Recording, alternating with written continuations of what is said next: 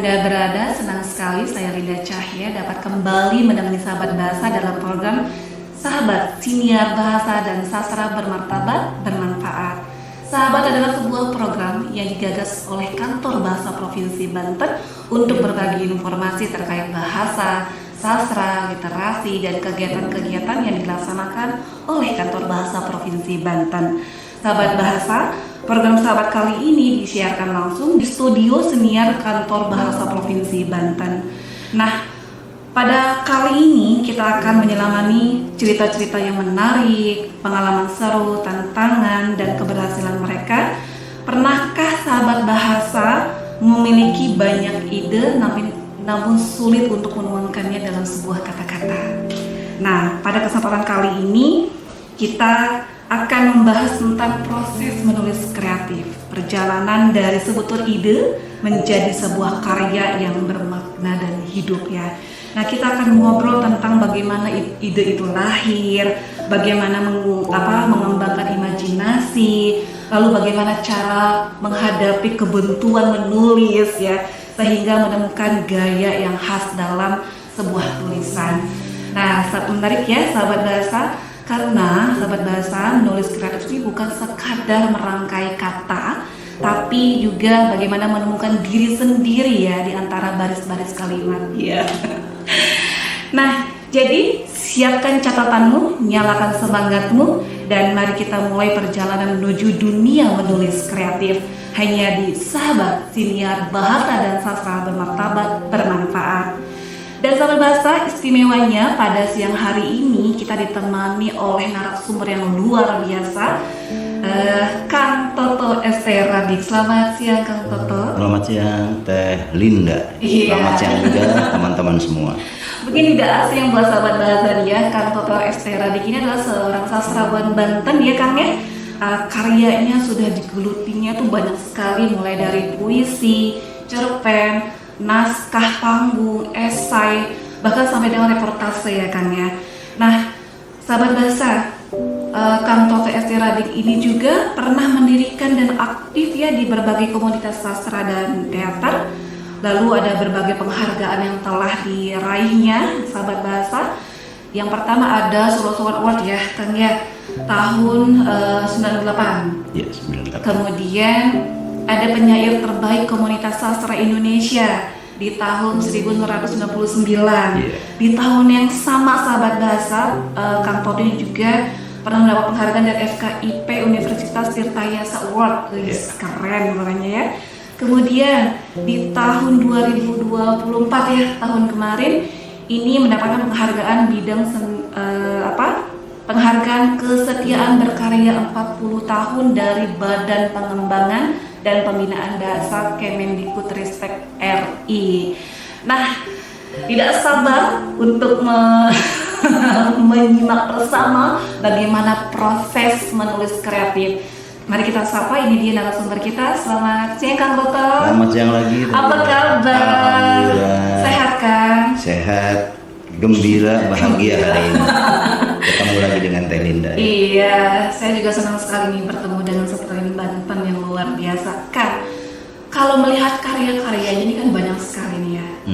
Nah, kadang sahabat bahasa ataupun saya itu kesulitan bagaimana cara menemukan ide nih, untuk menulis. Kira-kira tips and triknya seperti apa?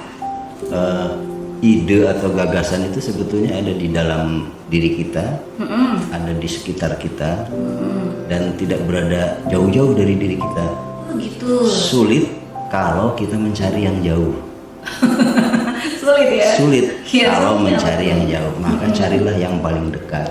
Iya. Ya, ide itu ada di dalam pikiran kita, ada di dalam perasaan kita. Tinggal kita membuka diri, menerima mereka, supaya nanti kita bisa berdialog dengan gagasan. Ada nggak cara tersendiri nih tekniknya untuk mendapatkan ide itu? Apakah kita harus jalan-jalan ke pantai, ke gunung, atau kemanapun, atau makan-makan atau gimana ini? Iya, tiap orang berbeda ya cara atau untuk menemukan atau menerima ide itu. Kalau saya sih lebih suka bukan menemukan ya, tetapi menerima ide itu, karena dia ada di sekitar kita, ada di dalam diri kita. Tinggal kita membuka diri untuk menerima itu.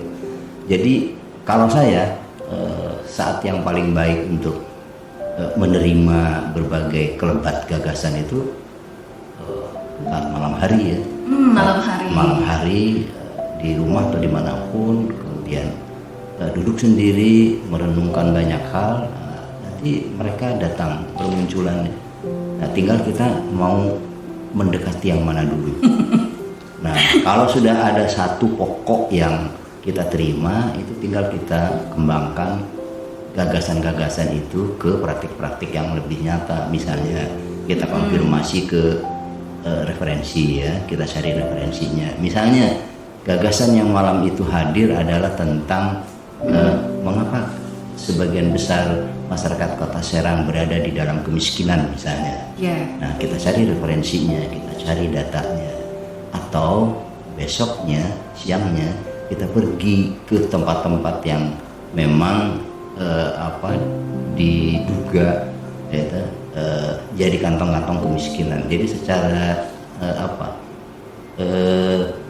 perilaku kita mengetahui secara nyata di lapangan, kemudian direnungkan kembali, kemudian kita tuangkan dalam bentuk karya. Kang Toto, apakah menemukan ide itu misalnya saya ingin menulis puisi dengan menulis cerpen, apakah langkah itu sama? Misalkan datang di malam hari kemudian besok paginya kita harus survei lah ibarat kata gitu ya. Itu seperti apa? Apakah sama atau sama saja? Sama saja ya. Hanya mediumnya yang berbeda. Ketika kita memilih untuk menulis puisi atau menulis cerpen atau menulis esai atau menulis naskah drama, nah itu medium yang berbeda itulah yang membedakan bagaimana cara kita menulisnya. Tapi kalau gagasannya, idenya dan sebagainya itu bisa lahir dari ide yang sama ya. Bahkan satu ide yang kita tangkap, yang kita terima, itu bisa kita bikin puisi, bisa kita bikin cerpen, bisa kita bikin esai. Nah, itu hanya persoalan medium. Jadi jangan diberarti saya mau nulis puisi kemudian cari ide ini dan seterusnya, malah puisinya nggak jadi. Iya benar. Itu ya. Kalau saya, ide itu muncul ketika galau. Ketika galau tuh baru muncul idenya. Iya, ada juga yang ada gitu. Juga gitu. Ada kan. juga yang ketika galau baru bermuncul. Jadi ketika lagi happy, lagi bahagia itu tidak muncul idenya gitu. Ada yang begitu. Tapi bagaimanapun ide itu pasti akan muncul ya dengan sendirinya. Iya, ide itu ada di dalam diri kita, ada di sekitar kita. Iya. Nah, Kang, seberapa penting pengalaman pribadi kita itu mempengaruhi ide? Penting ya. Orang yang punya banyak pengalaman, baik pengalaman fisikal maupun pengalaman spiritual, itu akan lebih mudah menerima ide, kemudian lebih mudah juga menuangkan ide itu jadi karya. Tanpa banyak pengalaman, baik fisikal itu pengalaman fisik ya, pengalaman bertemu orang, pengalaman melakukan sesuatu, dengan pengalaman spiritual. Pengalaman spiritual itu lebih banyak ke perenungan ya, pemikiran dan sebagainya. Nah, dua pengalaman ini kalau banyak di dalam kehidupan kita, itu akan lebih mudah menerima ide dan menuangkannya jadi karya. Iya, itu lebih mudah ya. Iya, lebih mudah. Nah, kan biasanya apakah mana dulu nih, ide dulu atau tema dulu yang muncul? Bergantung. Bergantung ya. Bergantung. Bisa ide, bisa tema ya. Ada yang bahkan ada yang judul duluan ketemu. Oh gitu. Ya, judulnya bisa, ketemu, kemudian baru dicari ini kemana nih temanya, kemudian menemukan idenya dan seterusnya. Itu bergantung pada masing-masing ya. Tiap orang beda-beda. Setiap orang punya prosesnya masing-masing. Punya prosesnya masing-masing. Jadi boleh ide dulu sahabat bahasa. Misalnya sahabat bahasa punya ide nih gitu ya. Boleh langsung tulis dulu ya biar tidak lupa gitu. Atau saya gak yakin nih gitu kan, boleh jalan-jalan dulu gitu ya untuk menambah wawasan ide kita ya. Nah, Kang Toto, apa yang biasanya menjadi langkah pertama nih Kang ketika mulai menulis? Selain ide ya. Iya. Jadi kalau ide sudah dapat, kita sudah ada data-data juga sudah dapat, kita referensi maupun pengalaman langsung. Yang paling baik adalah kita duduk sendiri kemudian menuliskannya. Jangan ditunda-tunda. Jadi begitu sudah ada, ya, catatannya sudah ada ya dari ide yang kita terima atau kita temukan, itu langsung ditulis sampai selesai. Baru kemudian dibaca ulang dan direvisi. Nah, para pemula itu kebanyakan menulis kemudian berhenti, menulis berhenti sampai nggak jadi, berjam-jam belum jadi. Paling baik adalah menulis dan berhenti berpikir, tulis saja sampai selesai. Soal salah-salah keliru-kelirunya nanti itu ada bagian tersendiri dalam proses merevisi. Yang penting tulis saja dulu Yang penting tulis saja dulu. Gak usah pikir ini bagus apa enggak, Betul. nyambung atau enggak. Iya, betul. Pokoknya ada yang isi kepala tuh tulis. Tuliskan. Ya. Nah Kang, biasanya kalau Kang Toto ini menulis karya itu perlu kerangka dulu nggak? Pokoknya bab 1 atau paragraf pertama saya mau ini dulu nih. Gitu. Iya. Di awal-awal saya melakukan itu ya, buat kerangka, buat outline, buat catatan terlebih dahulu. Semakin kita terampil, semakin kita memiliki jam terbang yang lama, itu pembuatan kerangka itu semakin menyusut. Ya, bahkan saya bisa menuliskan secara spontanitas. Dalam 1 jam pertama itu satu karya puisi lahir, selesai. Nah, tetapi bagi pemula jangan begitu. Gimana tuh tipsnya tuh? Ya, tipsnya itu tadi, begitu menemukan ide kita kumpulkan datanya, kita catat, bahannya dikumpulkan, sudah lengkap, kemudian kalau perlu dicoba dengan pengalaman langsung, pengalaman fisikalnya seperti apa, gitu. Tentu saja hal-hal yang tidak berbahaya ya, gitu. Nah, misalnya begini, bagaimana kalau saya tersenyum kepada orang lain yang tidak dikenal, kemudian kita praktekkan di lapangan, kemudian kita lihat reaksi-reaksinya, itu sangat berguna buat nanti kita menentukan ketika menulis karena punya pengalaman langsung. Betul. Nah, Kang Toto mungkin juga jadi masalah bersama nih bagi sahabat bahasa, bagi pemula nih. Nah, menjaga kekonsistenan. Kadang kan kami ya para pemula ingin menulis itu menjelek gitu. Hari ini punya ide ini, besok punya ide ini. Nah, karena kan nggak konsisten. Bagaimana cara kita untuk menjaga konsisten itu? Bergantung kebiasaan kita sih sebetulnya. Jam terbang ya. Kalau kebiasaan kita misalnya mencatat dulu, boleh saja kita setiap menemukan atau menerima ide itu kita catat di buku catatan ya, atau buku harian. Kemudian pada waktu tertentu kemudian itu kita tuliskan. Tapi ada juga yang satu ide ketemu kemudian dikumpulkan bahan-bahannya langsung dituliskan jadi satu karya. Nah, baru kemudian di hari yang lain, di waktu yang lain kita ulang proses yang sama. Tapi bisa juga bersamaan kalau kita hanya punya kebiasaan mencatat ya. Ditabung lah istilahnya ya. Kemudian bersamaan ditulis. Bisa 3 atau 4 ide yang kita tulis jadi 3-4 karya, bisa begitu. Itu tergantung kebiasaan kita.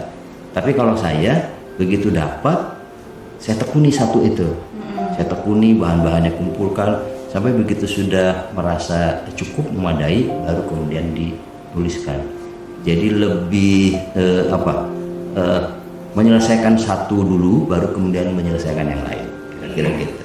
Memungkinkankah kan misalnya bagi sahabat bahasa nih pemula, saya kesulitan nih menulis cerpen atau esai, apakah perlu kami ini membaca esai atau karya-karya orang lain dulu? Oh, ternyata konsep esai itu seperti ini. Oh, ternyata konsepnya cerpen itu seperti ini gitu. Itu perlukah? Bukan perlu, harus. Harus. Ya, harus ya. Sebelum kita menulis harus banyak membaca. Betul ya. Baik punya sendiri, apalagi punya orang lain. Karena dengan membaca karya-karya orang lain, kita jadi tahu melakukan perbandingan antar para penulis. Cerpen A, cerpen B, cerpen C. Kenapa di A kuatnya di setting misalnya? Kenapa cerpen B kuatnya di karakter misalnya? Kenapa cerpen yang lain kuatnya di hal-hal yang lain? Nah, dari situ kita bisa gabungkan itu jadi kekuatan punya kita sendiri. Yang paling parah itu mau menulis tapi nggak mau baca. Nanti tidak ada hal yang bisa dikeluarkan. Iya, jadi semakin banyak bacaan, semakin banyak Diksi, pengetahuan, pengalaman, nah diksinya juga akan semakin banyak yang bisa dikeluarkan. Nah, jadi sahabat bahasa mungkin kita bisa mulainya dengan baca buku dulu ya. Harus sih.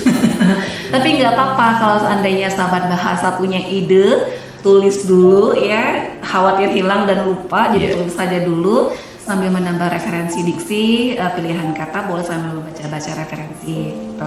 Nah, Kang Toto, dari beberapa karya yang sudah dihasilkan kan ada pasti tentunya ada hambatan ya. Nah, kira-kira hambatan apa nih yang Kang Toto temui nih? Saya paling seneng kalau dapat hambatan ketika nulis. Oh iya, kenapa itu? Karena kalau lancar-lancar aja tuh biasanya selesainya kemudian dibaca biasa-biasa saja. Oh. Tapi kalau ada hambatan yang muncul, itu saya punya tantangan untuk mengatasi hambatan itu. Apa itu? Misalnya, ketika saya nulis puisi misalnya, tiba-tiba macet. Mau nulis apa lagi ini, kata apa lagi yang harus saya tulis? Atau misalnya begini, saya menuliskan satu diksi, tapi saat itu juga kemudian diksi ini sudah pernah ditulis orang tidak ya? Itu juga hambatan ya, betul. Yang membuat kita berhenti kan? Gitu. Nah dari situ kita kan pada saat itu juga langsung melakukan konfirmasi apakah frasa yang kita pakai ini pernah dipakai orang lain. Nah kalau misalnya belum, nah itu kita jadi menemukan kata, diksi, frasa milik sendiri. Nah disitulah hambatan itu harus menjadikan karya kita lebih bagus ketimbang dengan yang lancar-lancar saja. Jadi belum tentu tuh yang saya mah gampang nulisnya sekian menit jadi lancar gitu. Tapi belum tentu kemudian hasilnya itu bagus. Jadi memang punya kesulitan sendiri ya. Ya, jadi jangan khawatir kalau menemui hambatan. Atasi hambatan itu. Saat itu juga jangan ditunda. Iya. Jangan ditunda, belanja dulu, ditunda kemana dulu, lupa nanti. Lupa ya, udah selesai, nanti nggak jadi tulisannya. Jadi nanti nggak apa-apa ya kalau sahabat bahasa menulis lalu kesulitan nih gitu kan, nggak apa-apa deh gitu. Tapi kan misalnya sahabat bahasa terbatas dalam pencarian tadi ya. Kalau Kang mungkin banyak referensi dan sebagainya. Nah bagaimana tuh solusinya buat sahabat bahasa yang mungkin masih awal menulis gitu? Yang paling baik itu kumpulkan bahan sebanyak-banyaknya. Setelah menemukan atau menerima ide itu ya, kumpulkan bahan sebanyak-banyaknya. Saya tadi tentang kemiskinan, kita baca dulu karya orang lain yang tentang kemiskinan. Itu menghindarkan kita juga untuk tidak sama diksinya yang dipakai oleh orang lain kan gitu. Kemudian kita kumpulkan bahan-bahan sebanyak-banyaknya sampai kita paham betul apa yang mau kita tulis. Jadi tidak buru-buru gitu. Kalau pengetahuan kita cuma 50%, maka yang keluar itu nggak akan sampai 50%. Kalau pengetahuan kita 60% juga yang keluar tidak akan sampai 60%. Maka langkah awal itu cukupkan pengetahuannya sampai 100%. Semaksimal mungkin, kemudian baru kita keluarkan. Nah itu maksudnya mengumpulkan bahan, data, fakta dan sebagainya. Jadi penulis itu bukan hanya imajinasi. Nulis itu bukan dari ruang khayal yang kita buat-buat sendiri, enggak. Harus ada dasarnya, harus ada dasar dan basic yang kita ambil. Tentang kemiskinan kita baca teori-teori tentang kemiskinan, kenapa kemiskinan terjadi dan seterusnya. Barulah kemudian kita nulis tentang pengemis. Kalau kita tidak tahu apa-apa tentang pengemis, itu akan sangat sulit menulis karya tentang pengemis. Oh iya, betul. Begitu. Jadi pelajari dulu objeknya, ya. Betul. Kita mau nulis tentang apa, sahabat bahasa. Nah, carilah data-data ini ya, data-data pendukung ya, betul. Sehingga apa yang kita sampaikan dalam tulisan ini bermakna ya. Betul. Tidak hanya sekedar omong tulisan kosong kata gitu ya. Tidak sekedar omon-omon ya kalau sekarang gitu. Omon-omon ya. Iya bahasa anak sekarang. Nih, tapi bolehkah misalnya sahabat bahasa ini menulis namanya pemula ya Pak ya, Kang. Misalnya puisinya hanya 3 baris aja gitu. Bisa kan ya? Boleh, bisa dinamakan puisi juga kan ya. Betul, hanya 3 baris misalnya. Betul, hanya 3 baris, bahkan hanya 1 baris. 1 baris pun sudah dikatakan 1 baris pun bisa kita sebut puisi karena memang ada penyair-penyair kita zaman dahulu kala yang menulis puisi hanya satu baris, hanya satu kata, bahkan hanya satu tanda baca. Ada juga puisinya kawin. Nah, gitu. Iya, model cuma kawin. Iya. Jadi jangan dihambat oleh banyak pagar ketika menulis itu. Oh, menulis itu harus sekian halaman. Oh, menulis itu harus banyak, harus panjang. Enggak. Yang ringkas, yang pendek pun itu sah sebagai sebuah karya. Betul. Ya. Jadi yang penting nulis saja.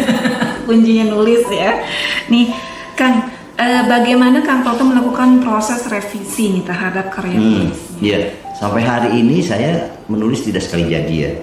Dulu waktu saya awal-awal nulis juga sering melakukan revisi. Hari ini setelah 40 tahun berkarya juga masih.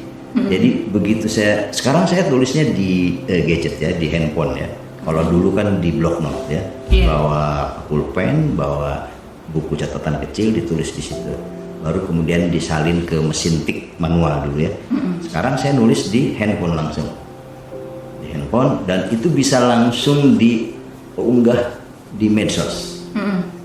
Kemudian setelah terkumpul banyak, bisa langsung kita kirimkan ke redaksi, ke media massa ya, melalui gadget kita, melalui handphone kita. Tetapi godaannya adalah kita merasa begitu tulis di gadget selesai, kemudian dikirim tanpa ada revisi. Yang paling baik adalah kita baca ulang sekali lagi, apakah ada typo.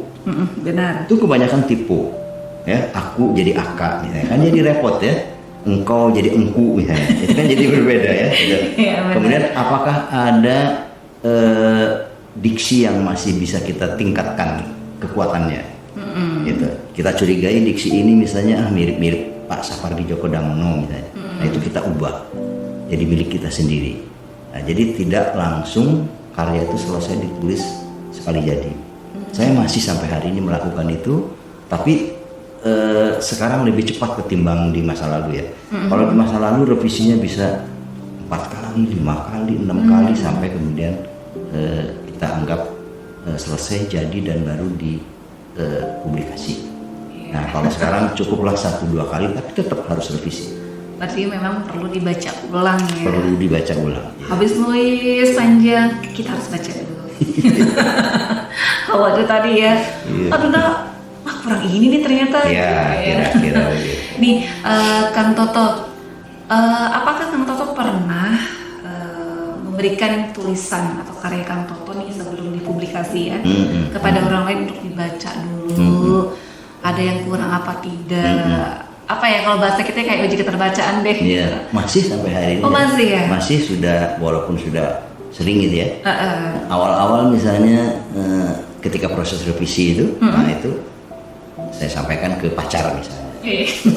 Ya zaman dulu. Boleh ya sampai ke pacar ya? Oh, boleh, karena kita percaya sama pacar kita kan gitu. Iya benar. Atau ke teman, ke sahabat kita, atau ke keluarga kita. Ya, tapi biasanya sih yang paling aman itu ke teman ya, ke teman, ke sahabat, karena dia akan memberikan penilaian yang lebih jujur gitu. Kalau misalnya ada kekurangan dan sebagainya.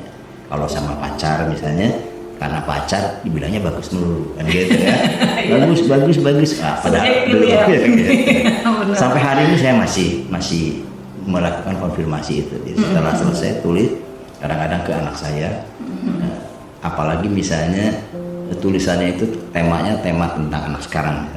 Saya kan anak dulu ya, anak tua sekarang ya. Nah, saya konfirmasi ke anak saya, ini masih oke nggak bahasa anak sekarang ini, masih kepaham nggak? Gitu. Kata anak saya, paham kok ini, baru itu dilepas ke publik. Jadi saya masih konfirmasi ke orang lain ya, itu untuk mengatasi rasa ujub gitu, rasa ini udah bagus nih kan gitu. Rata-rata kita gitu setelah nulis udah bagus nih kan gitu. Udah bagus, udah cakep, udah cakep, padahal tipe. Iya benar sekali. Kang Toto, nah biasanya yang direvisi itu bagian mana nih paling banyak? Paling banyak itu di pemilihan kata ya. Iya, di diksi ya itu karena puisi ya. Cerpen juga itu diksi pilihan kata yang kita tulis itu sangat penting. Mm-mm. Apalagi di puisi ya, karena sifatnya yang ringkas, padat, sedikit gitu. Kata itu kelihatan lebih menonjol. Jadi kalau keliru misalnya, membuat perbandingan, dan di puisi itu kan ada pakai metafora misalnya, ada pakai personifikasi, ada pakai macam-macam lah ya gaya bahasa. Nah, kita periksa itu sudah tepat belum perbandingannya. Kalau nggak tepat nanti repot. Misalnya begini, kita mau menyatakan cinta, bisakah kita menyatakan cinta itu dengan bunga durian? Nggak cocok. Nggak Tidak cocok. Walaupun bisa boleh. Oh boleh. Tapi nggak cocok. Boleh. Nggak cocok. Sepanjang itu nanti berterima dengan publik. Tapi publiknya kemudian bisa berterima nggak kalau cinta itu dinyatakan dengan bunga durian? Akan lebih mudah ya. Clue yang kita sampaikan itu akan lebih mudah kalau punya kesamaan dengan publik. Misalnya dengan bunga mawar. Betul. Atau bunga bang. Itu nggak main-main kalau bunga bang. Kita juga mau itu. Itu dia. Gitu. Jadi memang harus diperhitungkan ya. Itu. Nah, Kang Toto, kalau dalam proses menulis kreatif nih, adakah perbedaan antara revisi dan penyuntingan naskah? Hampir sama sih. Hampir serupa ya? Hampir serupa lah gitu. Karena proses revisi itu sebetulnya nyunting ya. Gitu. Cuma itu dilakukan oleh diri sendiri. Yeah. Nah, kalau penyuntingan biasanya dilakukan oleh orang lain. Yang memang dia bekerja sebagai editor, misalnya bekerja sebagai penyunting. Misalnya naskah kita serahkan ke penerbit atau ke redaksi.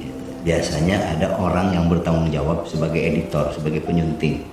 Nah, kalau oleh diri sendiri biasanya disebutnya merevisi.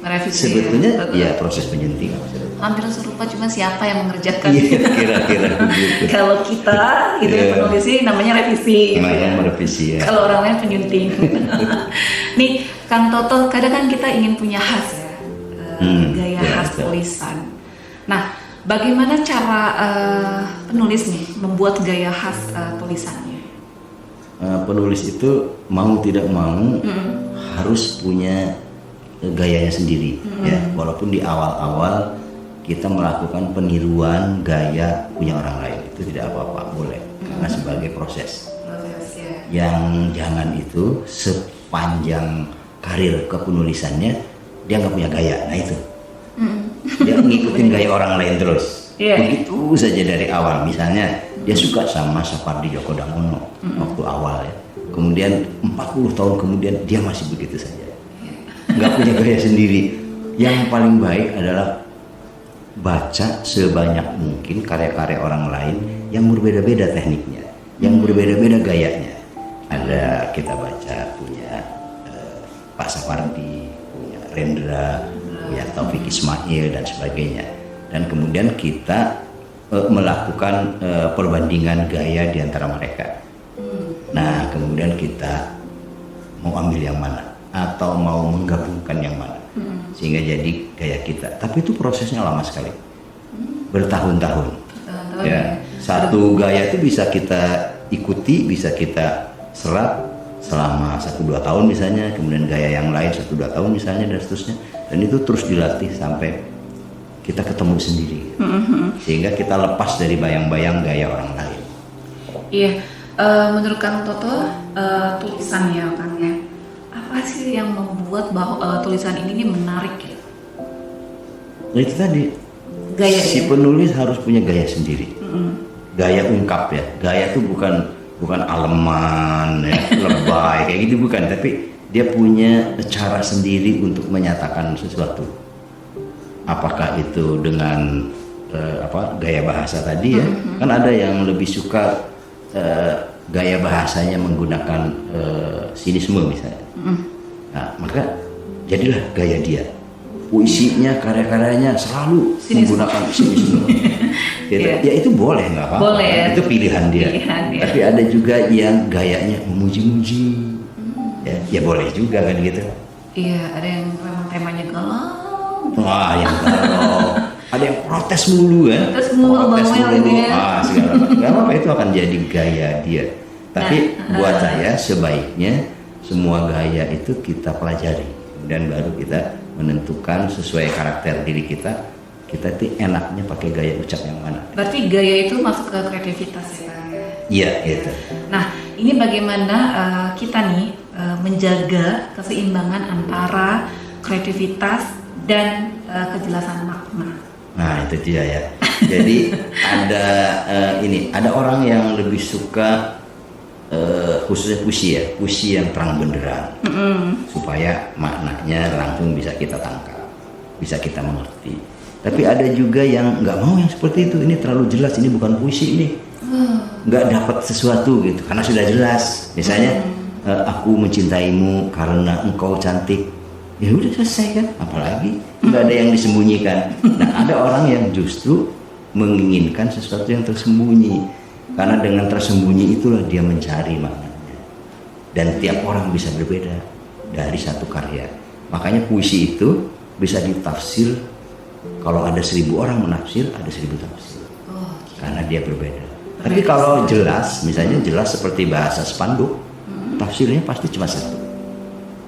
Karena memang harus satu tafsirnya. Iya, sudah jelas. Sudah jelas. Kalau spanduk itu tafsirnya 1000, itu repot, nanti orang beda-beda. Nah, tapi kalau puisi, makanya tidak ditulis seperti spanduk. Maka dia pakai metafora, ya, pakai simile, pakai personifikasi, pakai sinisme dan sebagainya. Gaya bahasa itu disembunyikan. Mau ngomong cinta saja tadi pakai bunga mawar. Benar. Kang, sebagai penutup, bisakah sedikit saja berpuisi ketika melihat bunga? Waduh, harus jadi baris-baris puisi ya? Bebas. Bebas. Mau satu kalimat, 2 kalimat, 1 bait atau 2 bait. Oke, baik. Ini karena yang mengikuti siniar ini rata-rata masih muda ya. Betul. Sahabat muda katanya kan gitu. Sahabat bahasa masih muda-muda. Masih muda-muda, maka tantangan untuk membahasakan bunga berwarna merah ya. Tapi saya akan membuat 1-2 baris puisi ya. Boleh. Silakan. Kekasihku, sudah tumbuhkah pohon mawar yang kuberikan padamu? Sudah berbungakah ia di hatimu? Luar biasa loh Kang Toto, bagus banget puisinya. Jadi langsung diminta ide, ya langsung muncul gitu. Langsung muncul, disesuaikan dengan tulisannya ya. Iya, benar sekali, luar biasa. Kalau buat ibu-ibu beda lagi. Beda lagi. Tapi Kang Toto, sahabat bahasa ini memang segala gender. Dari yang muda, yang ada juga yang mama ya. Mama ada. Pokoknya semua kumpul menjadi sahabat bahasa. Alhamdulillah, gitu. ya. Alhamdulillah. Nah, sahabat bahasa, dari obrolan kita hari ini ya, kita belajar bahwa menulis kreatif bukan hanya tentang merangkai kata ya, tapi juga tentang menemukan makna di balik pengalaman, perasaan, dan imajinasi kita sendiri. Nah, jadi jangan takut untuk memulai menulis. Tidak perlu menunggu inspirasi datang sempurna, ya. Cukup mulai dengan 1 kalimat, 1 ide kecil, dan biarkan kata-kata tumbuh menjadi cerita yang punya nyawa. Keren ya, Wak? Keren. Iya. Jadi ingat, sahabat bahasa, setiap penulis hebat juga pernah menjadi penulis ragu. Betul. Ya. Yang membedakan hanyalah mereka tidak berhenti menulis. Ya, kayak Kang Toto nih, tidak berhenti menulis, mencoba saja. Terus saja sampai kering. Sampai kering ya. Sahabat bahasa, terima kasih sudah mendengarkan Sahabat Siniar Bahasa dan Sastra Bermartabat Bermanfaat. Kalau kamu suka episode kali ini, jangan lupa follow, bagikan dan berikan komentar tentang pengalaman sahabat bahasa ini dalam menulis puisi di kolom pesan. Kemudian sampai jumpa di episode berikutnya, sahabat bahasa. Tetap kreatif, tetap menulis, dan terus sebarkan inspirasi lebih lewat kata. Akhir kata, saya Linda Cahya. Salam literasi. Dadah.